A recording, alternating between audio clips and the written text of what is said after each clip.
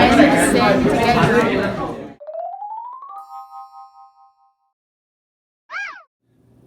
Okay, so that's a great question Liliana asked, and I think she knows something. Like, so you phrased it very, why is it a sin to get drunk or to drink too much, to get intoxicated? Or I'd even say, like, if somebody was using marijuana or something, like, I got nephews and nieces who live in the States where they just legalize pot, and they want to kind of know why it's a sin to get high if it's legal. And so this is a conversation that actually you probably have had with people too. There is a distinction.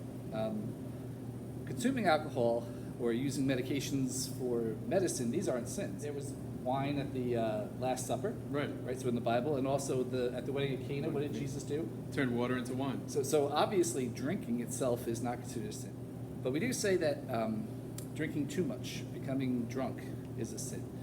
And why do we say that? Do you have a thought about that? Yeah, so we were made in the image and likeness of God. God had made us unique, each differently.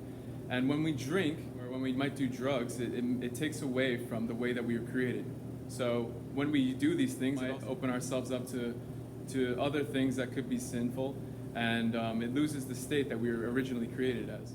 Yeah, I think that's true.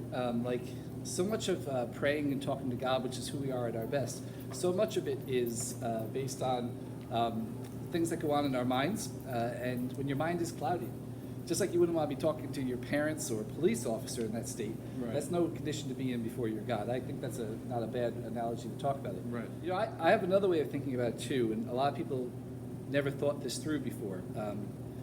But just about every sin you got, you can trace back to one of the 10 Commandments. So if you were to ask, I think I asked you this before, you're like, I didn't think about that. Right. So if you're asked, which of the 10 Commandments would getting drunk be a sin against? My answer is, thou shalt not kill. It's true that drug use, when it's not a medicine that you need, or getting drunk, these aren't good for you physically. That's true.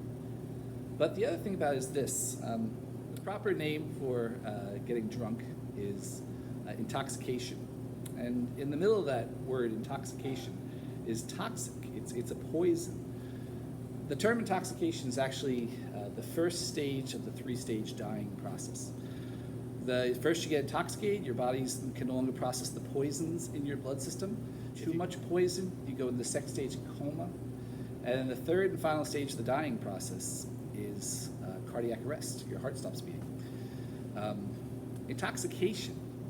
It's like saying to God, "Hey, God, the greatest gift you've gave me is my life, but I'm gonna throw it right back at you and say, for kicks and for thrills, I'm gonna play with the dying process rather than live my life."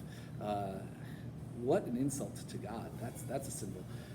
By the way, the second stage of the dying process is coma.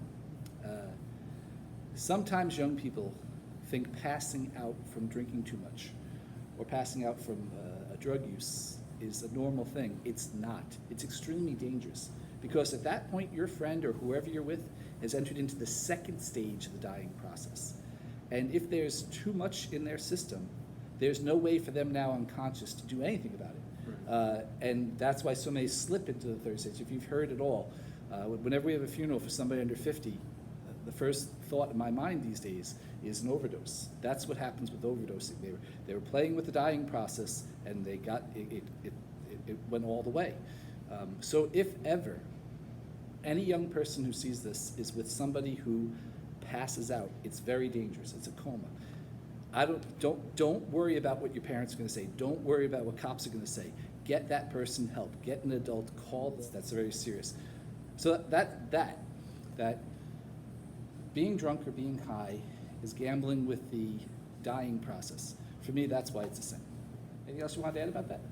I mean, also it has to do with the law. So if you're under 21, it's also illegal to be drinking, and it's not good, guys. So if you guys want to talk about any sins like this, the drinking or marijuana use, me and Father Tom are always available to discuss these things. Sounds good. Yeah. Thank you, Lila. That was a brave and good question.